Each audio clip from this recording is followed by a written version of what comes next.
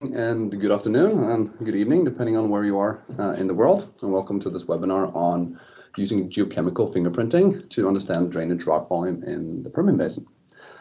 This is going to be a lecture or presentation by Maggie and Faye that we have here with us. I'm obviously not either of them, but I'm Matthias Carlson, trying to facilitate this presentation.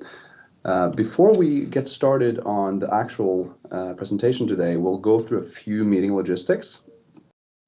The first thing is that we're more than 150 registered participants, so that means that everybody will be muted by default in Microsoft Teams that we use.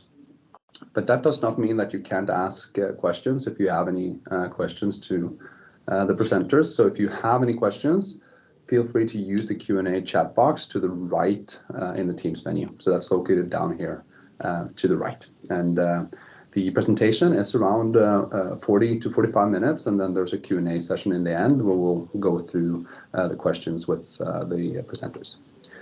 We are recording the webinar, so the webinar will be distributed to everybody just over email. It will be posted on our LinkedIn, and it will also be posted on YouTube after the presentation. And if you didn't know already, the webinar is facilitated by Whitson, and we're just a company that are super excited about well performance and reservoir characterization. This is kind of on the interface of both, which we love. We like to exhibit that excitement for both reservoir characterization and well performance through our software platform, Whitson Plus.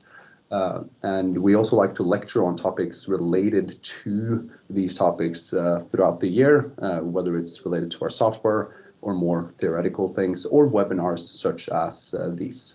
If you'd like to know more about that, just go to whitson.com. If you're interested in some of the future webinars, go to whitson.com/training, and all the information is and can be found there.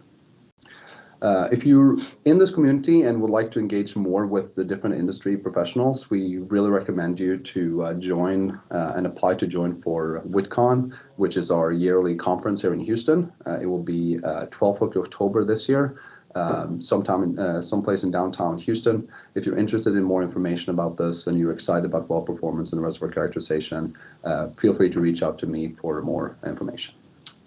So with that, I'm super excited to introduce the speakers. We have, first and foremost, we have Faye with us here. She has both a master and PhD from Indiana University Bloomington, more than 10 years of experience in the industry with, for instance, ConocoPhillips. Probably best known for being the CEO founder of Revochem, that at least most of my friends in the industry have heard about and probably used as well if you're an operator.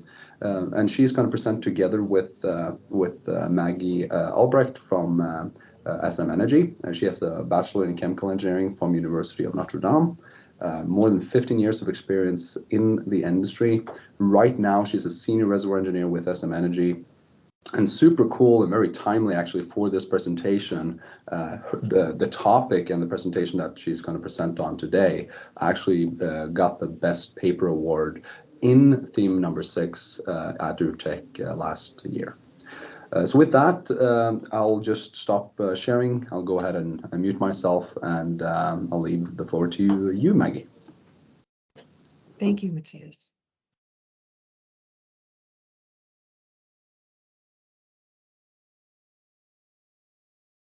All right. Thank you very much for the introduction.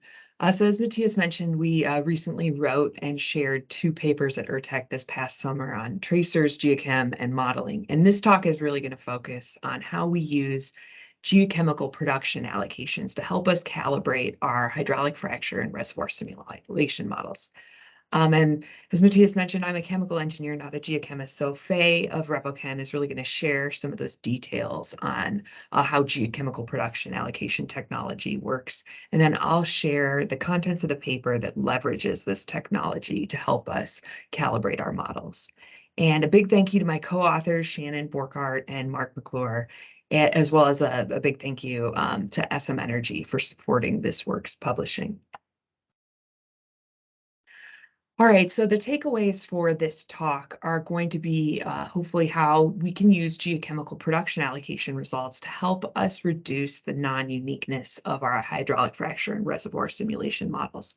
And this is important because we really need high confidence models if we're going to tackle challenges around optimum well spacing and completion design.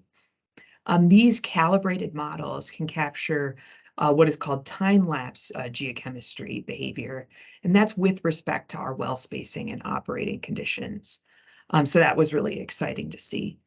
And both our geochemical production allocation results and then our calibrated simulation models are really suggesting uniform production mechanisms that are correlated highly to that location of proppant as a result of the completion and the continuity of oil saturation.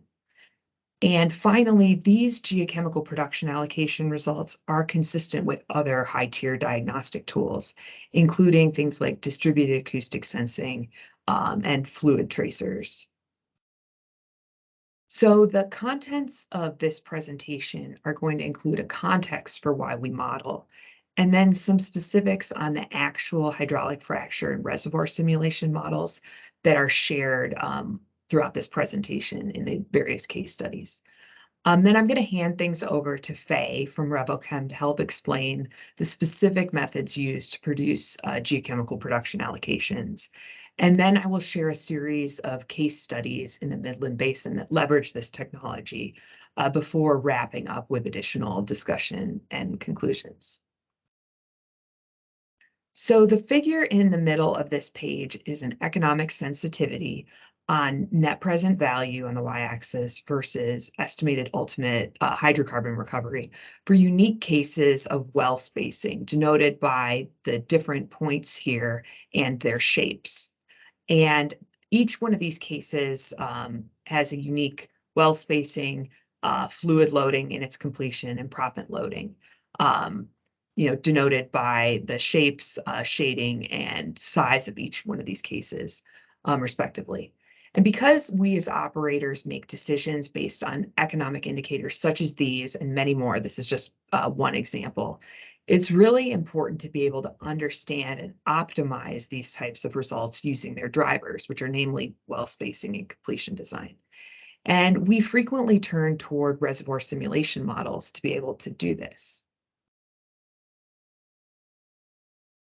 So the models shared today are physics-based models of what we do in unconventional plays, which is we use limited entry completions to create hydraulic fractures that we then produce. And so what are contained in these models? We're actually modeling our wellbore configurations. So what's called the gun barrel of how we space out our wells. We're going to model our actual completions and honor the stage length, our number of perforation clusters and the property of those perforations. And we're going to model our pump schedule, so the rate in which we inject completion fluid and proppant here. And that is going to create hydraulic fractures that interact with our subsurface model that's populated populated with petrophysical and geomechanical properties that are calibrated using core logs and defits, as well as a model that's populated with PVT and pressure relationships versus depth. So it's the interaction of that subsurface model with the completion that's going to create the hydraulic fractures. The model is then going to allow us to produce oil, water, and gas as a function of our flowing bottom hole pressure, with the ultimate goal of being able to match our actual data scaled to the completion stage that we're modeling. Now, the challenge with modeling using reservoir simulation is really non-uniqueness as we calibrate our model or history match. So as we try to basically match our production history data. So even with a very robust subsurface description, this production and pressure data alone can be resolved using different fracture geometries and permeabilities, and potentially calibrating a model with the wrong permeability or geometry, and then going on to perform a well spacing study could lead an operator to make the wrong investment decision. So it's really important that we resolve non-uniqueness to help us create high confidence models as a starting point. And we as operators address this challenge using diagnostic tools. So on the completion side of things, so as we create our hydraulic fractures, some of these diagnostic tools include things like distributed acoustic sensing, microseismic, or sealed wellbore pressure monitoring. But we also have diagnostic tools available to us during the producing life of wells. And this is important because this is what operators are ultimately held accountable. So as we mentioned, we have two ERTEC papers, one on each method, and the focus of this talk is really going to be how we leverage geochemical production allocation results to basically provide a much needed spatial and temporal constraint to these models in addition to this rate data to help us effectively reduce the degrees of freedom and yield high confidence models for undertaking these well spacing and completion design sensitivities.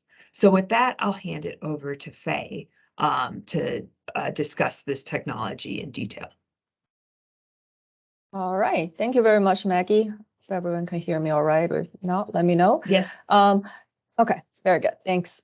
Thank you for the background, Maggie. That's very helpful. Actually, very helpful for me as well to see the context. My name is Fei Liu. I'm a geochemist, so I'll have 3 quick slides to just give the background to support the methodology that Maggie will be using in her study for the following Permian case studies. So I wanted to first introduce a concept which is most of people in the industry and unconventional probably have heard about it, but it's still a relatively new concept.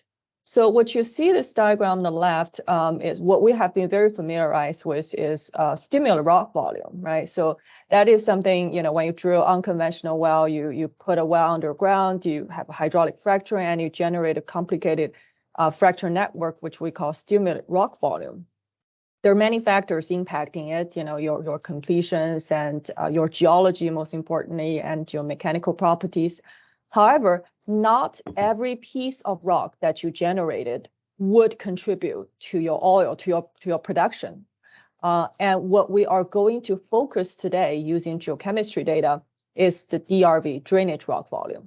The drainage rock volume is unique in that it is also varies through time, and it has, apart from the factors that we just talked about, their geology, their completions, their different fluid type that you use and all that, but it's also related to many of the more detailed information about the well, how you place the well. Do you have a well stack above it, below it? What's the spacing? And also what's happening around it? Is there a well that being infilled or fracked that get a frac hit? So it is a much more complicated character to be able to monitor, and we do need to monitor it through time because we saw very strong changes of it throughout the life of the well. So just as Maggie mentioned, the DRV is what operator cares, because that's explain, what you produce, that becomes your revenue. So that is the focus of what I will be talking about today. And DRV is, like I mentioned, it's a relatively new concept. So we have on the right-hand side, I have a list of years of experience and the complication of that. So really, the industry have the limited amount of knowledge on that because it's a relatively new concept that we started. The SRV, the microseismic has been there over 10 years to understand it, and there are also pressure gauges and all that. It's all on the initial fracking stage of the well or the initial production. However, DRV needs to be monitored throughout the life of the well. Next slide, please, Maggie. All right. So how do we understand DRV? How do we characterize it? The best way to characterize the DRV is by directly monitoring what's get drained, which is the hydrocarbon itself. What you're seeing here is from one of our proprietary technology called the multidimensional gas chromatography, or GC by GC. So each of the peaks you see there, it's in 3-dimensional, it's different compound in the oil. Point in here is that there are thousands of compounds that are naturally occurring in those oil that pretty much serve as a natural tracer for you to understand where the hydrocarbon is coming from. And those signatures varies both vertically and laterally in the reservoir for various reasons. The most obvious reason is different organic origin. But there's also different depositional environment, different migrations. For example, if you're in the Midland Basin, when you are having your Wolfcamp as your source rock, but when hydrocarbon are migrated from Wolfcamp to whether your Surbone sand on the Delaware side or your Lower Spraberry shale or geomill, it's passing through rocks that have kerogens, organic matters, and clays and all that. Certain hydrocarbon left behind and certain accumulated more in the reservoir zone. So the point here being is there are various reasons that causing those fine granularity differences. And we really need a high resolution to be able to capture that. A traditional methodology, a regular GC, which generate the white peaks at the background, give you less than 100 compound resolution, which is fine to tell the differences between different source rock. But we need a much higher resolution. The model that Maggie will be showing today will give you much higher resolution, down to about 10, 15 feet resolution, to be able to tell each of the benches the detailed fine granularity difference. And as you see, this GC by GC methodology will allow you to zoom into a certain compound range, and there are hundreds of compounds in each of the carbon range. There are two different ways to use this highly informative information. One is the reservoir characterization. So we use hydrocarbon that are extracted from the cuttings to generate several of the key reservoir properties, including oil in-place index, which is the oil saturation indicator, and also a reservoir quality index, which is a reservoir permeability indicator. And there are several others that are out there. We have also a maturity indicator. We have a water saturation indicator.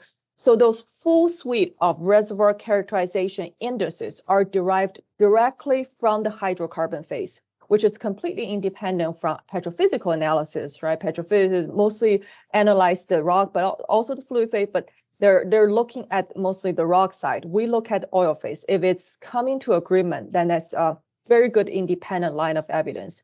This RCI part will not be the focus of this study, but the focus of this study is more of the second part, which is the reservoir monitoring piece. So once you put the well online, we collect the hydrocarbon from the wellhead, and then using that information to allocate oil back to the zone that is coming from to generate a profile of the percentage coming from each of the benches. And you can see that even within the same reservoir, whether it's coming from, there's a separate sandy intervals or there's a more of a limestone interval that you think it may create as a frac barrier, you really need those fine granularity difference to be able to tell those differences. And and next slide, please, where I will explain how it's been done. All right, thanks.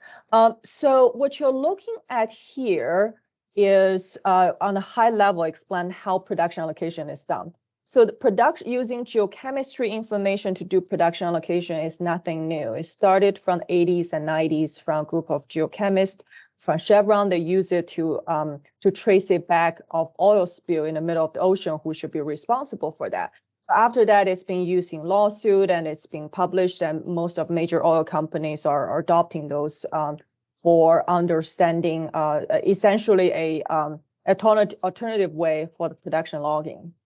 But for a lot of people who are non-geochemists, it still sounds like a black box, right? Well, we provide you with some cuttings and then some oils, and then you give me a very detailed quantitative allocation of telling me where my oil is coming from. Fundamentally, the governing equation of those production allocation haven't really changed much. What it really changed is you have much more compound information to provide better constraint. So I'll explain in a very high level how this works. I want to draw your eyes to three of the compounds which are on this diagram. It's the biphenyl, 2-methanephthalene, and 1-methanephthalene. When we talk about geochemical fingerprint, what we're really talking about is the relative abundance between compounds. Because no matter where the oil is coming from, whether it's from North Sea, Permian, it's going to include very similarly those 2,000 plus compounds. The difference are in the relative abundance. If you look at this red line on formation A, the biphenyl versus 2-methanephthalene ratio is 1 in the formation A.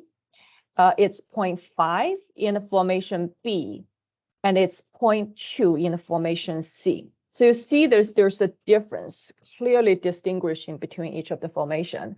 And here for this case, the A is actually migrated hydrocarbon from the B and C. So you see the migration do already causing those differences already. And then we measure the same ratio in the produced oil, and it comes back at 0.385. Okay, so essentially we're just building a linear regression model to mix a certain percentage of 1, certain percentage of 5, and certain percentage 0.2 to generate a 0.385. So this is similar to a reservoir model. I mean, before my geochemistry, and I see Rusbon here, he actually trained me a lot on the PVT side. So I also run many years of a reservoir model. So on the when you constrain reservoir history matching reservoir model, right, you have a pressure, you have water, oil rate, all those. This is similar to that. The difference is that we have thousands of compounds to constrain it, right? Simultaneously constrain that to help the uniqueness of the solution. So if you move to the right side of the graphic, where those 3 compounds are. So if you look at the GC by GC diagram, they're in between your normal cane 13 and 14. And if you're looking at your regular GC, those would have been buried between those very small peaks. The point here being the differences in those unconventional reservoirs between different benches are there. It just, we need the higher granularity differences to be able to capture those. So that's on a very high level. And there's, I see Mitch had a question. There's a lot of details in the equation itself, which is not the focus of this study, but with that, hopefully everybody can understand what's the fundamentals of production allocation. I'll hand it over to Maggie for her case studies then. Thanks, Faye. Absolutely.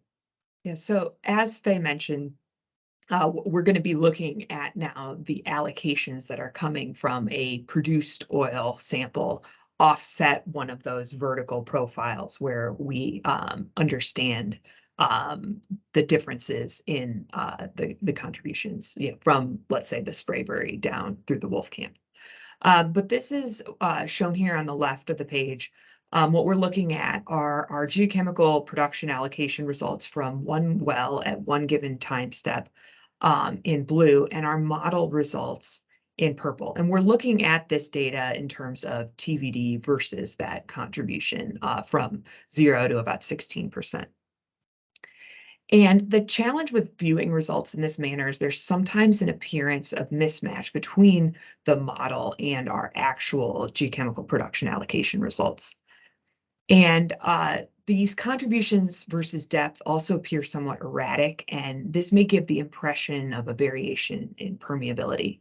But these challenges are really artifacts of how we went about creating a baseline sample intervals. So if it was every 50 feet or varying from 50 feet to 10 feet to 30 feet from sample to sample. And those differences in our vertical well baseline also might be different from how we chose to go about and upscale and bin our reservoir simulation model and how we populate that model with petrophysical and geomechanical properties. So it's helpful to address these challenges. It's really helpful to instead view this data in terms of cumulative contribution versus depth. And that's what's shown here on the figure on the right. And this is just created by summing both for our model as well as our actual geochemical production allocations, the individual contributions by layer. And this really allows for easy comparison between that actual result and the model. And in this particular case, contributions appear relatively continuous and not erratic. And this relatively constant slope, so the derivative of that is a constant, is really suggestive of uniform contribution versus depth, given sufficiently small bin sizes. So if we could take, create a reservoir simulation model on the order of 1 foot, or similarly do that in a vertical well baseline case. And all the case studies that I'm going to share today will share kind of this modeled and actual geochemical allocation results using this understanding of cumulative production contribution. So the case studies I'm going to share are in the Midland Basin in West Texas, a map of which is shown here on the right. And our vertical well baselines are in 3 regions, also shown here on this map. And these baselines were created using core and or cuttings from vertical wells that were sampled on a resolution of 10 to 50 feet. And oil samples were then taken from producing horizontal wells near these vertical well baselines to limit any sort of uncertainty introduced by lateral changes in geochemical trends. And the produced oil samples that are shared in these case studies are taken from 5 unique landing zones. So our first geochem case study is in region 1, and the figure on the left consists of log tracks, using true vertical depth from left to right, including gamma ray, facies, minimum horizontal stress, and then gaps in our sample coverage in our vertical baseline well. Then over here on the last track, that's going to be our cumulative production contribution. Now, our vertical well baseline for geochemical allocation had many sample gaps denoted by these gray portions in the sample gap track. And this likely introduces some uncertainty in the resulting allocations. But nevertheless, this is the high-tier diagnostic data that we had available. We wanted to be able to use it the best we could to help us calibrate our models. So the many colors that you see, so the pastel kind of colors and then the darker colors down here, that's going to represent our actual geochem results from wells landed in zone 1 and zone 2. And you can see this denoting, what's in gray here, some of those sample gaps located here. Now, the blue and red points represent model outputs from wells in these same 2 landing zones, so zone 1 and zone 2. And the blue and these red points basically represent our first attempt at trying to history match our zone 1 wells, and our blue represents that final history match. Now, so what we see from this red is basically, this is suggesting in the model that 40% of our contribution is coming from this point and above in our model, whereas our actual data sees, much closer to something like 5% at that same depth. So we need to improve our model. And in order to do that, what we did was we looked at our minimum horizontal stress profile. And so our first attempt at the history match, that's going to be shown in red, that minimum horizontal stress. And what we did was we made slight adjustments to that minimum horizontal stress profile in blue to then yield a better match in terms of that cumulative production contribution for the zone 1 wells. And it's important to note that we made these changes in stress in zones where we lacked direct measurements from defits, indicated here by kind of these black vertical lines. Now, the right side of this slide now shows the planar fracture geometries from the single stage that we're modeling in both zone 1 and zone 2. And we're looking at it in a profile view with each one of these fractures representing a hydraulic fracture that initiated from a perforation cluster within our first history match, shown here on the upper portion of the slide, and then a match of our kind of improved geochemical allocation results shown down here in blue. And we see much less fracture growth up into the shallower intervals as a result of trying to match this data. So this figure contains final model time-lapse results from just our zone 1 wells compared with time-lapse geochemical allocations from a specific well J. Now, this is not a perfect comparison to our model given, well J had a different well layout and completion design. And we still are dealing with these sample gaps. But this data set introduced some key observations. And the points here from both well J in gray and the zone 1 well allocation in blue are sized by sample time, with the larger and darker points representing early time samples at 1 year, with later year samples getting smaller and lighter with time. And well J, as I mentioned, in gray, and zone 1 is in blue. And we see that for both our model and our actual data that we're seeing increased contribution from the shallow section over time. And this is important because these small contributions may have implications for the development of additional benches shallower than this Zone 1 well. So our second case study is in Region 3, and the figure on the left consists of log tracks of vertical well M from left to right, including gamma ray, facies, minimum horizontal stress, and our cumulative production contribution from both our actual and modeled horizontal producer well P. And we chose our vertical well M for our static model properties because it served as our actual geochemical baseline and was also near well P. But note this large mismatch between our actual allocations in blue and our modeled allocations in orange. So upon further investigation, we noted that other nearby vertical wells in this region with geomechanical properties like vertical well N exhibited different log character in the deeper portion of the well where our model results had diverged from our actual allocation results. So within our model, we lowered stress and adjusted facies and corresponding oil saturations in our well P model. And that resulted in deeper access of well P hydraulic fractures and an improved match between our model and our geochemical production allocation results shown here in orange and blue. And this is also a strong case for using a workflow that can leverage properties that have been distributed within a geomodel versus using merely well logs. Okay, so our third case study is in Region 2, and much like our first two case studies, only slight modifications to our model stress, from our first model in red to our final model in blue, were required to result in a relatively good match, an agreement between our modeled results, geochemical results in purple, and our actual results in pink. And we see that we have a good match in terms of that overall vertical axis, despite somewhat coarse model upscaling. So we have fewer purple points than we have in terms of our actual vertical baseline to allocate to.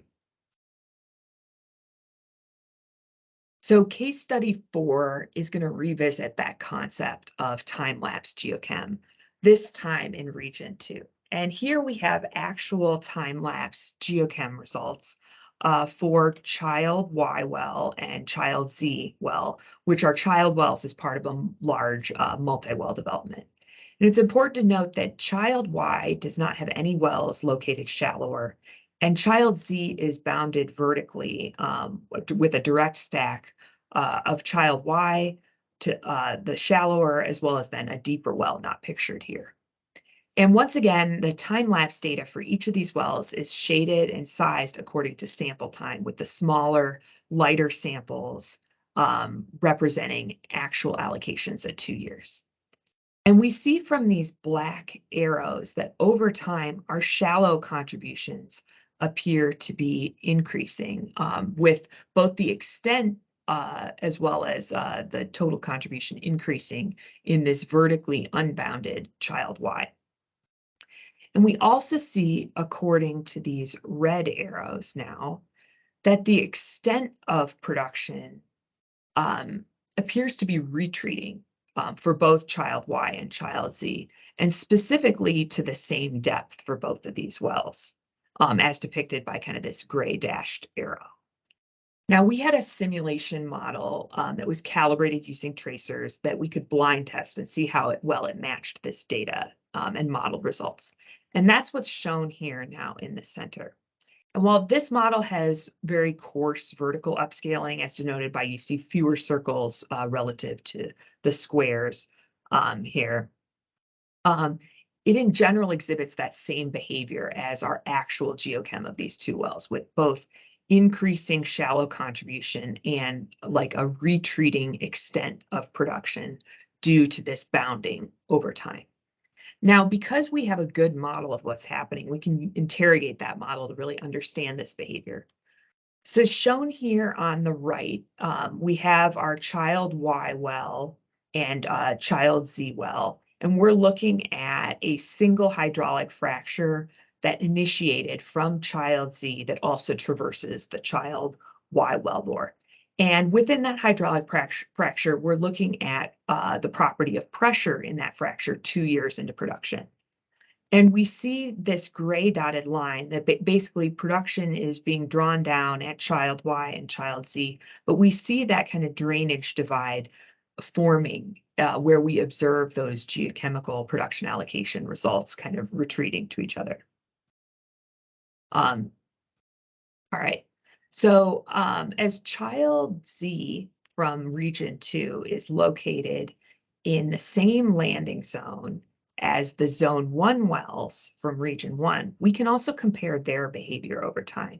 But the key differences between the wells over here in region 1 versus region 2 is that the zone 1 wells in this case did not have a vertical stacked well above it, but this child Z well is vertically bounded by child Y located shallower. And these wells are exhibiting divergent behavior with time because of these key differences in how these neighboring wells are spaced. So we don't see any vertical increase in that contribution when we have a vertically stacked well above, but we do see that shallow contribution increasing with time, both in model and actual space. Yeah, really, this is indicating that our geochemical allocation results are really a product of our chosen well spacing and operating conditions. So to kind of summarize these case studies, we learned that we only had to make small adjustments to minimum horizontal stress at depths where we lack direct measurements to result in better history matches. We also saw that these models of limited entry completions that incorporate our geomechanical inputs really match our results, including the ability to capture time-lapse behavior. And as is shown in one of these models on the left, these models create planar fractures, and natural fractures or dual porosity or discrete fracture networks were not required to match this sort of geochemical production allocation results. And we also learned that these seemingly small contributions when wells aren't bounded may have development implications. Okay, so viewing the first 3 case studies, we can start to see a bigger picture. So on the left are results from 4 unique landing zones in all 3 regions within the Midland Basin, with our modeled results shown in blue and our actual geochemical allocation results shown in gold. And we see that these results across regions and landing zones, modeled and actual, have relatively constant slopes of contribution, really indicating uniform production behavior. And modeling this behavior really required using similar production mechanisms. So similar relative permeability to oil in the matrix, similar fluid property variation with respect to depth, and then honoring our regional trends of things like pore pressure, facies distribution, and our geomechanical properties versus depth. And once again, because we have good models that match our allocation data, we can interrogate those models further to understand the key performance drivers.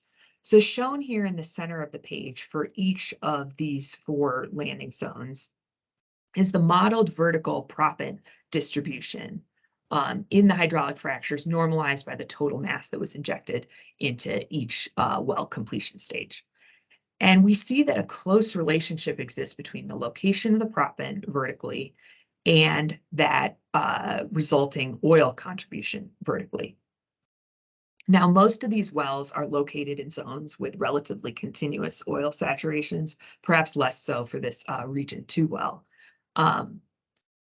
So these models are also suggesting that there is significant vertical proppant transport. And while we're not sharing the landing zones of the wells here, there does not appear to be a fixed relationship between that distribution of proppant relative to a landing zone. So sometimes that proppant is located well below a landing zone, and sometimes that proppant is located well above a landing zone. And really, that proppant distribution is dependent on our actual completion and the geomechanical parameters contained within the models.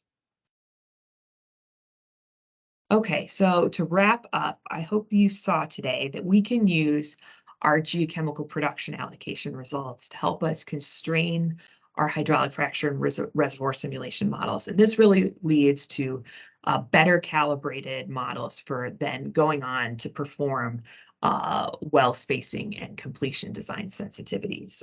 So we have really robust models as a result of leveraging this diagnostic technology. It only took small adjustments to our minimum horizontal stress profiles to really result in significantly better matches. And this is really highlighting the importance of both having direct stress measurements to be able to create these minimum horizontal stress profiles, but also having this geochemical production allocation data available to calibrate to. And it's really interesting that, both the geomechanics knows nothing about geochemistry, geochemistry knows nothing about geomechanics, and yet they're telling the same story. Viewing this data in terms of cumulative contribution really revealed those uniform production mechanisms across the regions and landing zones and timestamps studied within these case studies. And our simulation models, we revealed, can capture our time-lapse behavior that's really a function of how we chose to space and operate our wells. Our geochemical results really correlate well to the vertical distribution of proppant within our models, as well as that petrophysical overlay of oil saturation. And that proppant distribution is not necessarily proportional or the same across all the landing zones, but really is controlled by the completion, so what we're spending our capital on, and its interaction with geomechanical properties.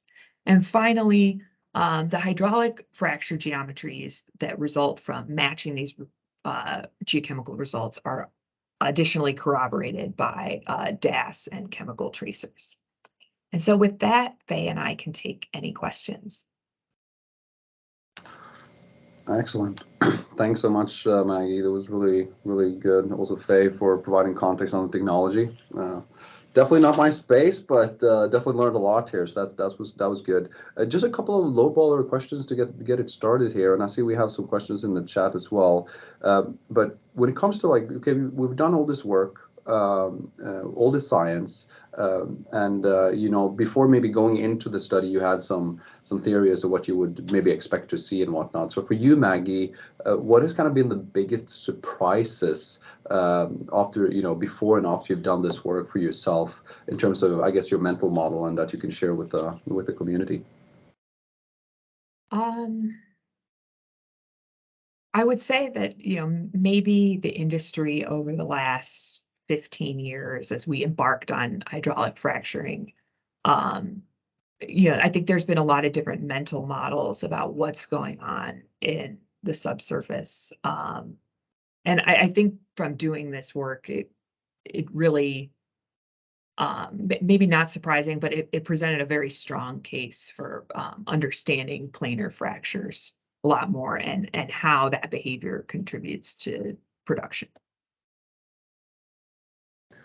And was that something like, was that a mental model you had going into it? Because I guess, we have some of this Rademan and hydraulic test sites type of studies as well. Or was that like a direct finding from this work, or was this more complementing? I think it agrees with a lot of the other work that's been done, especially around like distributed acoustic sensing or the things that we see in the through core studies in terms of, planar fractures. I think that this kind of work is very much in agreement with that. But yeah, just using yet another diagnostic tool that would confirm these suspicions. Awesome. For Faye, that's been involved in many studies in addition to this one, I hear a lot of time, especially from Permian operators, that they're surprised of, how much they're draining height-wise, for instance, in the Permian when it comes to production after they've done these studies and other similar studies. So before, I guess, you started to do this fingerprinting at scale, before and after there, what's kind of been your biggest change of mental model for yourself? Yeah, So I in the past 5 year plus, previous 6 year, primarily in the past 5 year with RevelChem, we've done over 4,000 wells in different basins, which really started to looking at things in a statistical way.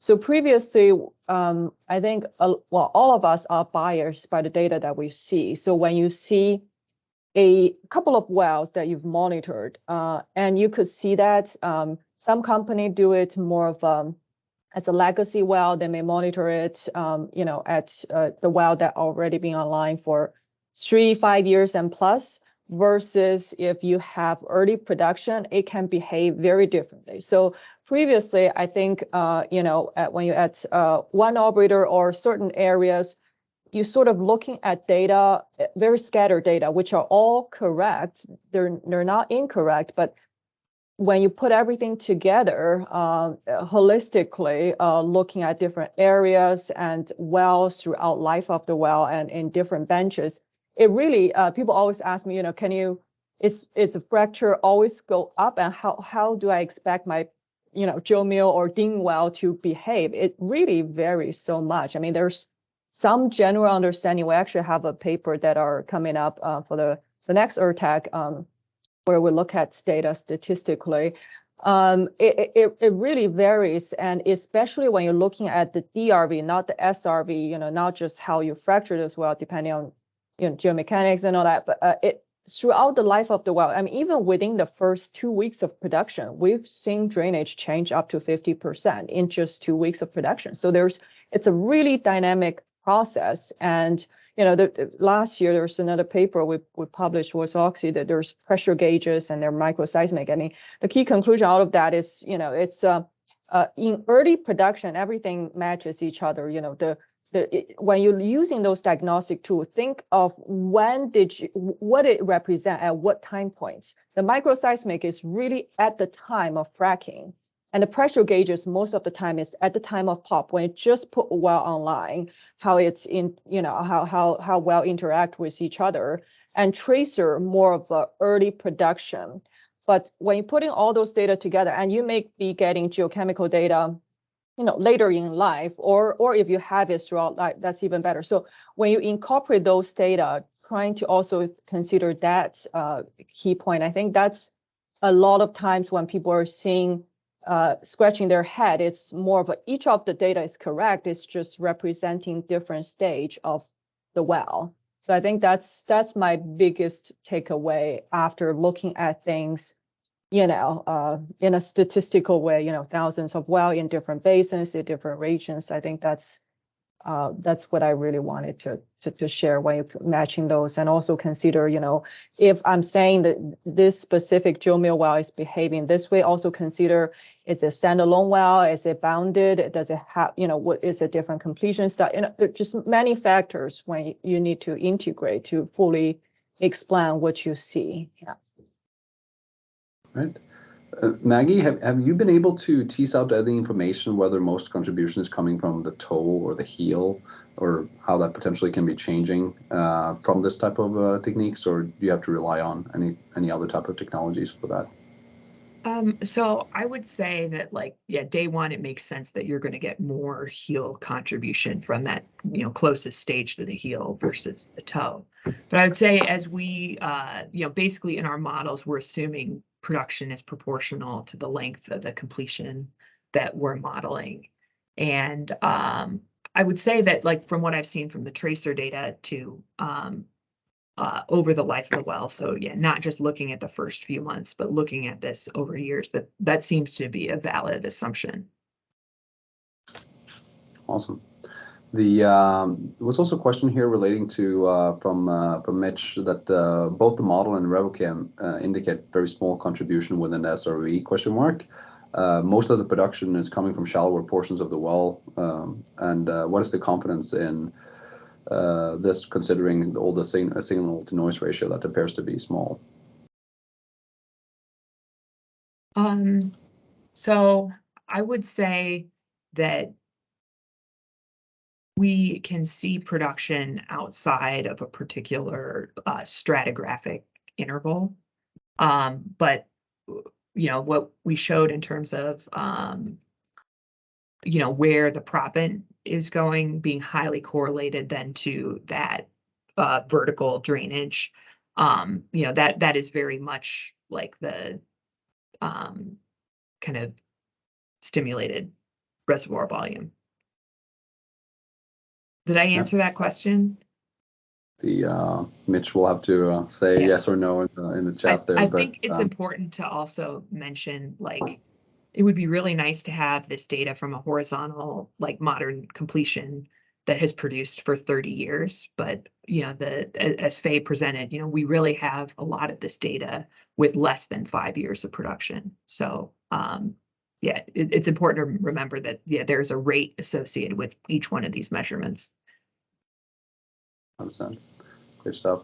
The last question that I'll have here before we're going to close off is for SM specifically, or I guess in general as well. Like after you've done this work, when it comes to like specific actionable items or changes that you all have done internally based on this work, can you mention one or a couple of examples of that, Maggie? I think probably the most important thing has been getting all of the various mental models that people have about hydraulic fractures. This has been like a really good tool to be able to get people on the same page in terms of things like the vertical and lateral extent of our hydraulic fractures and why data looks a certain way. But showing high confidence models, calibrated with this data, I think, and then using this tool in concert. So using models in concert with, your actual decline curve analysis data to try to come up with the best answer in terms of, well spacing and completion design. That's really what we go on to use these models for. So, within a particular landing zone, do I want to drill X, Y, or Z wells per section? What is the economic optimum based on, our internal standards? Being able to create models that can ask those questions and seeing, kind of the direction that points us to in terms of decisions. So that's really it wasn't a focus of the paper. This is how you get there. But yeah, then we take these models into kind of a decision and, actionable space. Okay. So that's to sum up, it results in better forecasts, and you use it for well spacing and completion optimization activities. Yeah, informing better decisions. Yeah. Excellent. So with that, I see there's a bunch of questions. I've also gotten a lot of questions on my private thing here, but with that, we'll have to round off. Thanks again to Maggie and Faye for sharing this awesome paper and work with us. We will have another webinar in just under a month in March. So for those that would like to join that, just go into whitson.com/training, and you'll have a great rest of the day and week. Okay. Thank you very much, Matthias. Thank you, Matthias, Thank you, and Faye. audience. Appreciate it. Thank you.